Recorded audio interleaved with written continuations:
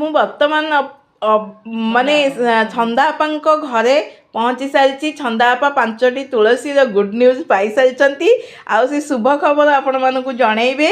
ଏବେ ମଧ୍ୟ ଶ୍ରୀକୃଷ୍ଣଙ୍କର ତୁଳସୀ ମଗେଇଛନ୍ତି। ଆପଣମାନେ ଦେଖୁଥିବେ କୃଷ୍ଣଙ୍କର ଯେଉଁ ଭାଙ୍ଗ ଯେଉଁ ଠାଣିରେ ସେ ଛିଡ଼ା ହେଇଛନ୍ତି, ଗୋଟିଏ ତୁଳସୀ ଦେଖନ୍ତୁ ତାଙ୍କର ଅଣ୍ଟା ଭାଗ ଦେଖନ୍ତୁ, ଅଣ୍ଟା ଇଏ ହେଉଛନ୍ତି ନୃତ୍ୟ ଠାଣିରେ ସିଏ ଅଛନ୍ତି ଆଉ କୃଷ୍ଣ ତୁଳସୀ ସିଏ ମଗେଇଛନ୍ତି। ଏବଂ ଅପାଙ୍କର ଟିକେ ଅନୁଭୂତିଟା ଜାଣିବା ଯେ ଅପା ଆପଣ ଯେଉଁ ତୁଳସୀ ପ୍ରଥମ ଆଣିଲେ ଆପଣ କିଛି ଶୁଭ ଖବର ପାଇଛନ୍ତି? ନିଶ୍ଚୟ ପାଇଛି, ଆଜି ପାଇଛି ମୁଁ। ଓಂ କୃଷ୍ଣାୟ ବାସୁଦେବାୟ ହରେ ପରମାତ୍ମନେ ପ୍ରଣତଃ କ୍ଲେଶନାଶାୟ ଗୋବିନ୍ଦାୟ ନମୋ ନମଃ। ବୃନ୍ଦାବନରୁ ଯେଉଁ ମୋ ପାଖକୁ ତୁଳସୀ ଆସିଲା, ଏଇଟା ସହଜରେ କାହା ପାଖକୁ ଯିବନି। ସିଏ ହିଁ ଯାହାକୁ କୃପା କରିବ ସେ ହିଁ ବୃନ୍ଦାବନ ତୁଳସୀ ତାରି ପାଖକୁ ଯିବ। ବୃନ୍ଦାବନ ଗୋଟେ ମର୍ତ୍ତ୍ୟପୁରର ଗୋଲକଧାମ। ସେ ଗୋଲକଧାମରୁ ପ୍ରଭୁ ମୋ ପାଖକୁ ପଠେଇଛନ୍ତି ତୁଳସୀ। ତେଣୁ ଆଜି ଯେଉଁ ଖବରଟା ମୁଁ ପାଇଲି ଭଗବାନଙ୍କ ଦୟାରୁ କୃପା ସେଟା କହିଲେ ଚଳେ। ସେଇଟା ହେଉଛି 20 ବର୍ଷ ହେଲା ମୋ ସ୍ୱାମୀ ନେଉଥିଲେ ଇନ୍ସୁଲିନ୍। ତାକୁ ଆଜି ଡକ୍ଟର ଇନ୍ସୁଲିନ୍ ପୁରା ବନ୍ଦ କରିଦେଲା। ପୁରା ଇନ୍ସୁଲିନ୍ ନେବନି, ଔଷଧରେ ରହିବ, ସବୁ ଖାଇବା ପିଇବା କରିବ, ତୁମେ ପୁରା ଭଲ ଅଛ, ସୁସ୍ଥ ଅଛ। ତେଣୁ ଏଇଟା ତ ହେଉଛି ମୋ ପାଇଁ ତ ସବୁଠୁ ବଡ଼ ଗୁଡ୍ ନ୍ୟୁଜ୍।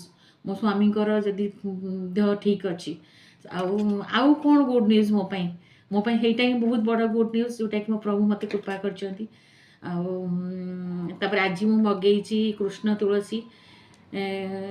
ସେଇ ମୁଁ ମଗେଇନି, ସେ ଚାହିଁଛନ୍ତି ମୋ ପାଖକୁ ଆସିବା ପାଇଁ, ମୁଁ କିଛି ନୁହେଁ।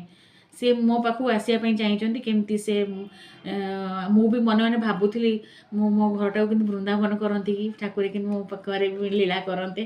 ତେଣୁ ସେ ଲୀଳା ଆରମ୍ଭ କରିବା ଆଗରୁ ସେ ତାଙ୍କ ପ୍ରୋସେସ୍ଟା ତିଆରି କରୁଛନ୍ତି।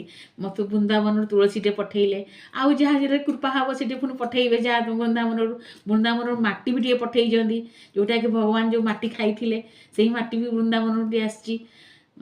କୃପା ତାଙ୍କର ପ୍ରବଳ। ସେ ଯାହାକୁ ତୁମେ ହୃଦୟ ଦେଇକି ତାକୁ ଡାକିଲେ ସେ ନିଶ୍ଚୟ କୃପା କରନ୍ତି। ଏଇଟା ମୋର ଦୃଢ଼ ବିଶ୍ୱାସ।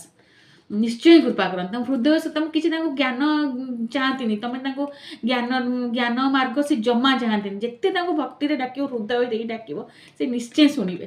ଏଇଟା ମୋର